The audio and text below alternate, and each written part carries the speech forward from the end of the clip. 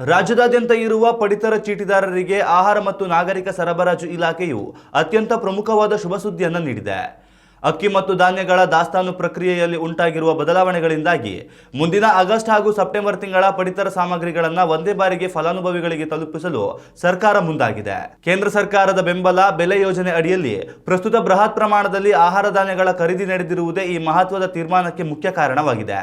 ರಾಷ್ಟ್ರೀಯ ಆಹಾರ ಭದ್ರತಾ ಕಾಯ್ದೆಯಡಿಯಲ್ಲಿ ಬರುವ ಈ ಯೋಜನೆಯಿಂದಾಗಿ ಬಿಪಿಎಲ್ ಕಾರ್ಡ್ ಹೊಂದಿರುವ ಪ್ರತಿಯೊಬ್ಬ ನಾಗರಿಕರಿಗೂ ಈ ದೊಡ್ಡ ಸೌಲಭ್ಯ ಸಿಗಲಿದೆ. ಪ್ರತಿ ಫಲಾನುಭವಿಗೆ ತಲಾ 6 ಕೆಜಿ ಪೌಷ್ಟಿಕ ರಾಗಿ ಹಾಗೂ 4 ಕೆಜಿ ಅಕ್ಕಿಯನ್ನು ಈ 2 ತಿಂಗಳ ಕೋಟಾದ ಅಡಿಯಲ್ಲಿ ಒಟ್ಟಿಗೆ ವಿತರಿಸಲಾಗುವುದು. ತಾಂತ್ರಿಕ ಪ್ರಕ್ರಿಯೆಗಳು ಹಾಗೂ ಲೆಕ್ಕಾಚಾರದ ನಿಖರತೆಗಾಗಿ ಸಾರ್ವಜನಿಕರು ನ್ಯಾಯಬೆಲೆ ಅಂಗಡಿಗಳಲ್ಲಿ 2 ಪ್ರತ್ಯೇಕ ಬಾರಿ ತಮ್ಮ ಬಯೋಮೆಟ್ರಿಕ್ ಹೆಬ್ಬೆರಳ ಗುರುತನ್ನು ದಾಖಲಿಸುವುದು ಅಗತ್ಯವಾಗಿದೆ. ವಿತರಣೆಯ ದಿನಗಳಲ್ಲಿ ಸರ್ವರ್ ದೋಷದಿಂದ ಸಾರ್ವಜನಿಕರಿಗೆ ತೊಂದರೆಯಾಗದಂತೆ ಇಲಾಖೆಯು ಮುನ್ನೆಚ್ಚರಿಕೆ ಕ್ರಮಗಳನ್ನು ಕೈಗೊಂಡಿದೆ. ಇದೇ ಸಂದರ್ಭದಲ್ಲಿ ಬಡವರಿಗಾಗಿ ಮೀಸಲಿಟ್ಟ ಪಡಿತರ ಧಾನ್ಯಗಳು ಕಾಳಸಂತೆಯಲ್ಲಿ ಮಾರಾಟವಾಗುವುದನ್ನು ತಡೆಗಟ್ಟಲು ಸರ್ಕಾರ ಕಠಿಣ ನಿಗಾ ವಹಿಸಿದೆ.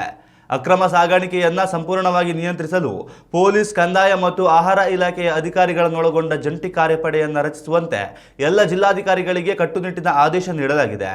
ಸಾರ್ವಜನಿಕರು ಯಾವುದೇ ಅನ್ಯಾಯ ಅಥವಾ ತೊಂದರೆ ಎದುರಿಸಿದಲ್ಲಿ ತಕ್ಷಣ ದೂರು ನೀಡಲು 1967 ಉಚಿತ ಸಹಾಯವಾಣಿ ಸಂಖ್ಯೆಯನ್ನು ಪ್ರತಿ ಪಡಿತರ ಕೇಂದ್ರದಲ್ಲಿ ಕಡ್ಡಾಯವಾಗಿ ಬರೆಯಲು ಅಧಿಕಾರಿಗಳು ಸೂಚಿಸಿದ್ದಾರೆ.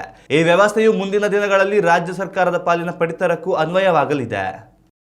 ಉತ್ತಮ ಸಂಸ್ಕಾರಯುತ ಶಿಕ್ಷಣದೊಂದಿಗೆ VSS English medium CBSE school Udupi Muddur. ನರ್ಸರಿಯಿಂದ 10ನೇ ತರಗತಿವರೆಗೆ ಶಿಕ್ಷಣದ ಜೊತೆಗೆ 5ರಿಂದ 10ನೇ ತರಗತಿವರೆಗಿನ ವಿದ್ಯಾರ್ಥಿನಿಯರಿಗೆ ಉತ್ತಮ ಹಾಸ್ಟೆಲ್ ಸೌಲಭ್ಯವೂ ಇದೆ. ನಿಮ್ಮ ಮಕ್ಕಳ ಪ್ರವೇಶಾತಿಗಾಗಿ ಈ ಸಂಖ್ಯೆಗೆ ಕರೆ ಮಾಡಿ.